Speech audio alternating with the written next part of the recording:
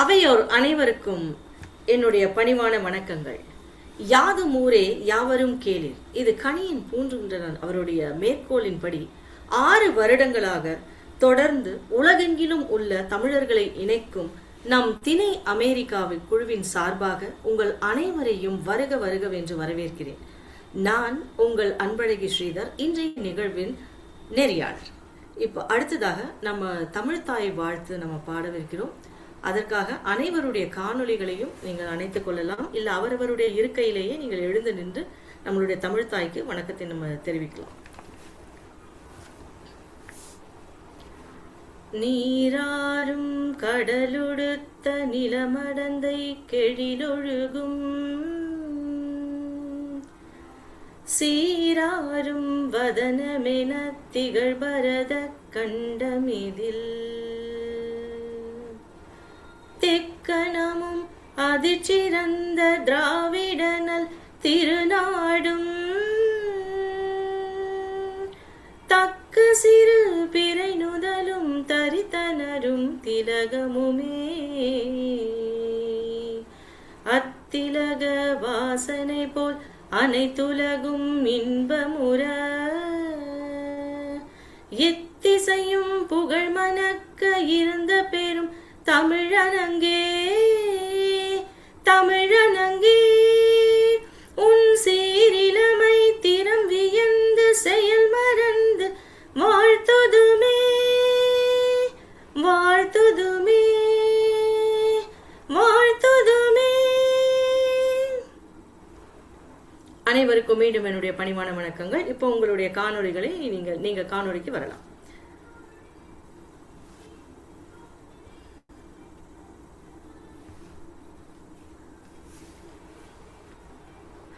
அடுத்ததாக இன்றைய நிகழ்வினுடைய வரவேற்புரை, அதையும் நானே உங்களுக்காக இன்னைக்கு நான் வாசிக்க இருக்கிறேன். இன்றைய நிகழ்வு, அதாவது திணை அமெரிக்கா தொடர்ந்து ஆன்லைன் மூலமாகவும், அதாவது இணைய வழி மூலமாகவும் நேரடி மூலமாகவும் நிறைய தமிழ் நிகழ்வுகளை நமக்காக கொடுத்துட்டு இருக்காங்க. இன்றைய நிகழ்வு 91வது நிகழ்வு, சங்க இலக்கியத்தில் அறநெறிகள். இதுதான் இன்றைய நிகழ்விற்கான சிறப்பு தலைப்பு. அறம் என்ற சொல்லிற்கு விடை நாம காண முடியுமா அப்படின்னு கேட்டீங்கன்னா அது ரொம்ப கடினம். ஏன்னா அது ஒரு சொல்லுல நமக்கு வரையறுக்கக்கூடிய விஷயமே கிடையாது. மனிதன் தனக்கென்று வரையறுத்து கொண்ட ஒழுக்க முறைகள், அதுதான் நம்ம அறம் அப்படின்னு சொல்றோம். காலையில எத்தனை மணிக்கு எழுந்துக்கணும், எப்படி நம்மளுடைய உடலை நம்ம தூய்மையா பராமரிக்கணும், நம்மளுடைய தாய் தந்தையரை எப்படி நம்ம பேணி காக்கணும், சமூகத்தில் இருக்கக்கூடிய மக்களிடம் எப்படி நம்ம அன்போடு நடந்துக்கணும், மனித மிருகங்கள் கிட்ட எல்லாமே நம்ம அறம் அப்படின்ற ஒரே ஒரு தமிழ் வார்த்தைக்குள்ள இத்தனை விடயங்களையும் நம்ம என்ன பண்ணலாம்னா ஒன்று சேர்த்து கொண்டு வந்து விடலாம். அப்படிப்பட்ட ஒரு சிறப்பான நிகழ்வு தான் இன்றைய நிகழ்வு.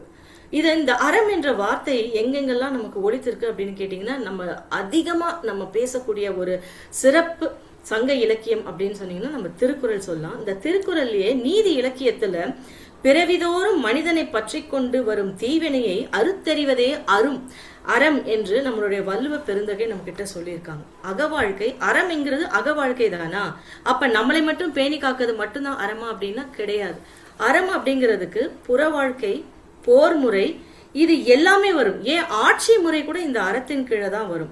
சோ அப்படிப்பட்ட அறம் நம்மிடம் இருந்து பிரிக்கவே முடியாத ஒன்று. இது எல்லாத்தையும் காட்டிலும் நம்ம சின்ன வயசுல ஒரு 1வது 2வது முதற்கொண்டே நம்ம அடிக்கடி நம்ம படித்து கொண்டிருக்கக்கூடிய ஒரு பொருள், அறம் செய்ய விரும்பு. இந்த வார்த்தை ஔவையார் பாட்டி நமக்கு எடுத்த உடனே சொல்லிட்டார். சின்ன வயசுல கருத்து தெரிந்து நம்ம ஆனா ஆவணா முடித்து வார்த்தைகளை கோர்த்து வரிகளை சேர்க்கிற அந்த வயதிலேயே நம்ம கையில கொடுக்கப்பட்டதுதான் இந்த ஒரு அறம். அறம் செய்ய விரும்பு. இப்படி நிறைய அறத்தை பத்தி நம்ம பேசிக்கொண்டே இருக்கலாம். நம்மளுடைய வாழ்வியலோடு ஒழுக்கத்தையும் நன்மை தீமைகளையும் சங்க இலக்கியங்கள் எடுத்துரைக்கிறது. இந்த சங்க இலக்கியங்கள் இல்லைன்னா இன்னைக்கு நம்ம இந்த மேடையில நம்ம பேசவே முடியாது. அத்தனை சங்க இலக்கியங்களும் நம்மளுக்கு அறத்தை பற்றி மிக தெள்ள தெளிவாக நம்ம கிட்ட எடுத்து சொல்லியிருக்கின்றன. அதை பற்றி பேசுவதற்காகத்தான் இன்னைக்கு நம்மளுடைய பாரதி ராணி அம்மையாரும் நம்மளோட சேர்ந்திருக்காங்க. அந்த சங்க இலக்கியத்தில் சொல்லப்பட்ட அறநெறிகள் பற்றி பேசுவதற்காகவே இன்னைக்கு இணைந்திருக்காங்க அப்படிங்கிறத சொல்லும்பொழுது, அப்ப எவ்வளவு விடயங்களை என்னை காட்டிலும் அவங்க கையில எடுத்துட்டு வந்திருப்பாங்க அப்படிங்கறத நம்ம ரொம்பவும் தெளிவா பார்க்கலாம் இல்லையா? ஸோ அப்படிப்பட்ட இன்றைய நிகழ்விற்காக வருகை தந்துள்ள உங்கள் அனைவரையும் மீண்டும் ஒரு முறை வருக வருக என்று வரவேற்பதில் பெருமகிழ்வு அடைகிறேன். இன்றைய நிகழ்வுக்கு இன்னைக்கு நம்மளோட இணைந்திருக்கக்கூடிய நம்மளுடைய நண்பர்களை யார் யாருன்னு பார்த்துடலாம். நம்மளுடைய சிறப்பு பேச்சாளர் பாரதி ராணி அவர்களுக்கு என்னுடைய பணிவான வணக்கம். தர்மராஜ் ஐயா வந்திருக்காங்க, சோமா ஐயா வந்திருக்காங்க, அதே மாதிரி கோசல் அப்படிங்கிறவங்க இணைஞ்சிருக்காங்க, பொய்யாமொழி பழனியப்பன் ஐயா இணைந்திருக்காங்க, சம்பத் மோகன் அப்படிங்கிறவர் இணைந்திருக்காங்க, வளர்நில அம்மா அவர்கள் இணைந்திருக்காங்க, இன்னும் மற்ற தோழமைகள் அடுத்தடுத்து இணைய வருவாங்க. உங்கள் அனைவருக்கும் திணை அமெரிக்கா சார்பாக என்னுடைய பணிவான வணக்கங்களை இந்த நேரத்தில் சமர்ப்பித்துக் கொள்கிறேன். சரி, இவ்வளவு நேரம் நம்ம சங்க இலக்கியம் அறம் அப்படிங்கிறத தொடர்ந்து பார்த்துக்கிட்டே இருக்கும். யார் இந்த பாரதி ராணி அப்படின்ற ஒரு சுவாரஸ்யம் நம்மிடையே வரும் இல்லையா? அப்ப அப்படிப்பட்ட அவங்களை பத்தி நம்மளுடைய மேடைகளை நாம சொல்றது நமக்கு எவ்வளவு சிறப்பு, அதிலும் அவரை பற்றி நான் சொல்வது எனக்கு இன்னும் கூடுதல் சிறப்பு அப்படின்றதும் கூட. ஏன்னா நம்மளுடைய நிகழ்வுலயே திணை அமெரிக்காவிலேயே அவங்க ஒரு நம்மளுடைய பாவேந்தருடைய வரிகளை தெரிக்க விட்டுருக்காங்க பாருங்க. அது எனக்கு இன்னும் அதிகமா ஈர்த்தது அப்படின்னு சொல்லலாம். அதே மாதிரி பட்டுக்கோட்டையார் அவர்களுடைய வரிகளையும் அம்மையார் அழகா சொல்லியிருப்பாங்க.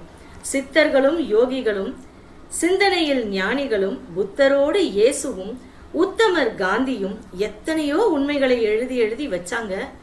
எல்லாம் தான் படிச்சிங்க, ஆனா என்ன பண்ணி கிழிச்சிங்க அப்படிங்கிறத நான் சொல்லுவதை காட்டிலும் அம்மையார் சொல்வது அப்படி நெற்றி போட்டுல அடிக்கிற மாதிரி இருக்கும். அந்த அளவுக்கு பேசியிருப்பாங்க. அவங்களுடைய சொற்பொழிவு அது ரொம்ப ரொம்ப என்னை மிகவும் கவர்ந்தது. அவரை பற்றி இன்னும் கொஞ்சம் உள்ள அவர் எவ்வளவு நல்லா பேசுவாங்க அப்படிங்கிறது நம்ம எல்லாருக்கும் தெரிந்தது. அவரை பற்றி இன்னும் நிறைய விடயங்களை உங்களோட பகிர்ந்து கொள்வதற்கு ரொம்ப ஆர்வமா இருக்கேன்.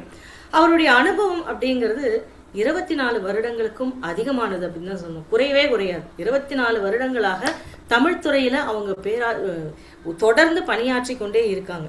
கதை, கவிதை, கட்டுரை எழுதுவதில் மிகச்சிறந்த வல்லவர். மரபு கவிதை நூல்களையே 2 அவருக்கு கொடுத்திருக்காங்க நமக்காக. புது கவிதை, சிறுகதை நூல், ஆய்வு நூல்கள், இப்படி எல்லாத்தையும் எழுதியிருக்காங்க. மிகச்சிறந்த மேடை பேச்சாளர் அப்படின்னு சொல்லலாம். மதுரை வானொலியில முத்தமிழில் பேசி அரங்கத்தையே அதிர விட்டவர் நம்மளுடைய சிறப்பு பேச்சாளர். பள்ளி, கல்லூரி, பட்டிமன்றம், வழக்காடு மன்றம், கவியரங்கம், சொற்பொழிவு, இப்படி அவர் ஏறாத மேடை இல்லை அப்படின்னே சொல்லலாம். அத்தனையிலையும் பங்கேற்று சிறப்பித்திருக்கிறார். இவருடைய நல் கவிதை விதை தொகுப்பிலிருந்து ஒரு கவிதை கேரள பள்ளி பாட திட்டத்தில் கூட இடம்பெற்றுள்ளது. நம்ம அத்தனை பேருக்குமே இந்த இடத்துல ஒரு மகிழ்ச்சி அளிக்கக்கூடிய விடயம். இவர் பெற்ற விருதுகளை பற்றி நம்ம ஒரு சிலதை மட்டும் உங்கள் முன்னால் நான் வைக்க விரும்புகிறேன். மரபு மாமணி, சிறு கவிதை சிற்பி, பைந்தமிழ் பாரதி, ஆளுமை ஆசிரியர், பேராசிரியர் செம்மல். இதை நான் குறைந்தது தான் சொல்லியிருக்கேன். இன்னும் 30 விருதுகளுக்கு மேல் அவர் வாங்கியிருக்காங்க. அத்தனை விருதுகளுக்கும் சொந்தக்காரரான நம்மளுடைய இன்றைய நிகழ்வின் சொற்பொழிவாளர் நம்மளுடைய பாரதி ராணி. எவ்வளவு அழகா அவங்களுடைய தாய் தகப்பன அவர்களுக்கு பெயர் வச்சிருக்காங்க பாருங்களேன். பிறக்கும் பொழுதே அவர்களுக்கு எவ்வளவு அழகாக தெரிந்திருக்கிறது. இந்த பெண் பின்காலத்துல எத்தனை மேடைகளையும் எத்தனை கவிஞர்களையும் எடுத்து பேச இருக்கிறாங்கன்னு தெரிஞ்சுதான் சிறு வயதிலேயே அவங்களுக்கு பாரதி ராணி என்ற ஒரு பெயரை அழகாக சூட்டி இன்று நம்மிடையே அவருடைய பேச்சாளராகவும் நமக்கு கொடுத்திருக்காங்க. பாரதி ராணி அவர்களை பணிவன்போடு வருக வருக என்று வரவேற்று இந்த மேடை உங்களுக்காக காத்திருக்கிறது. நாங்கள் அனைவருமே உங்களுடைய பேச்சுக்காக காத்திருக்கிறோம் என்று சொல்லி களம் அவர்களிடம் ஒப்படைக்கப்படுகிறது. வாங்கம்மா, வணக்கம்.